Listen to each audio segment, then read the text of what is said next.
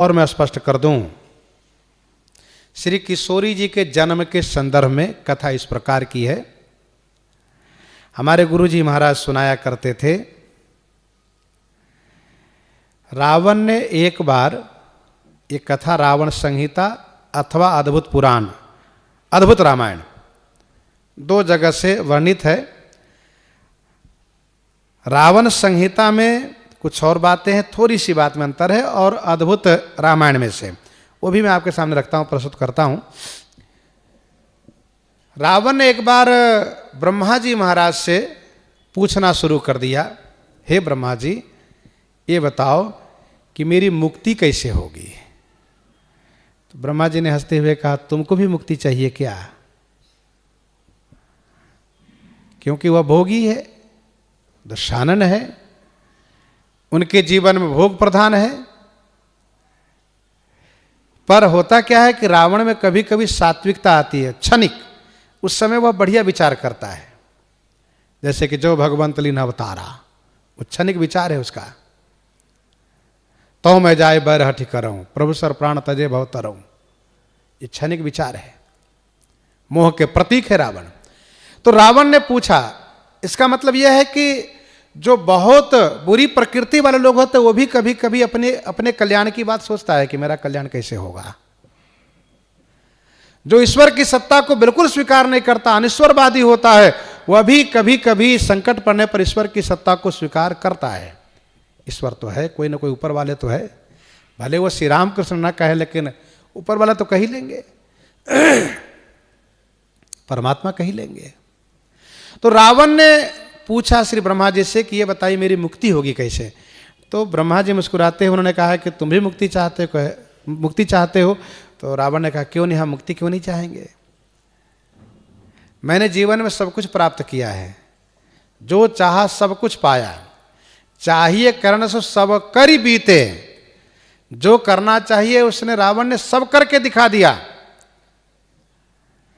मंदोदरी कहती, चाहिए करण सो तुम कर सब करी बीते, तुम सुर असुर चराचर जीते।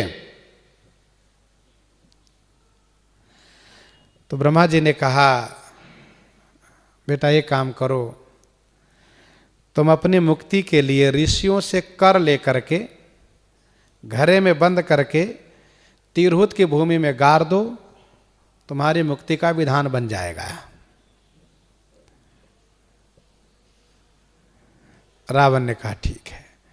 रावण ब्रह्मा जी की बात पर विश्वास करता है, लेकिन उनकी लेख को पढ़ करके उपहास भी करता है, ये भी बात है। तो मान लिया बात कि ब्रह्मा जी ने कहा है तो मेरी मुक्ति का विधान बनेगा। तो अद्भुत रामायण के अनुसार रावण ने ऋषियों से खून लिया कर के रूप में, लेकिन रावण संहिता के अनुसार रावण ने पानी लिया है, जल ही लिया है।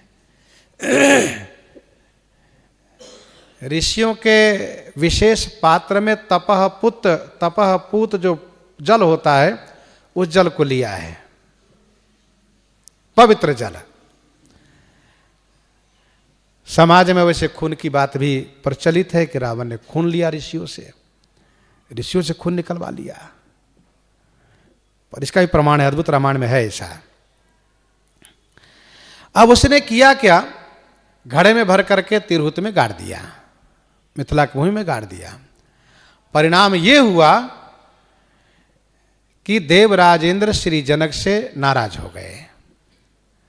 देखो भैया, जीवन में कोई जब संकट आता हो, कोई दुख आता हो, सामूहिक रूप से कोई समस्या आती हो, तो उसके पीछे कोई ना कोई बड़ा रहस्य होता है, कोई कारण बनता है।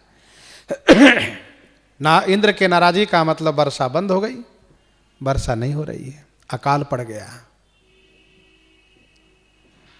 अयोध्या जी में श्री राम जी का प्राकट्य होने के बाद भी मिथिला में सुकाल नहीं आया।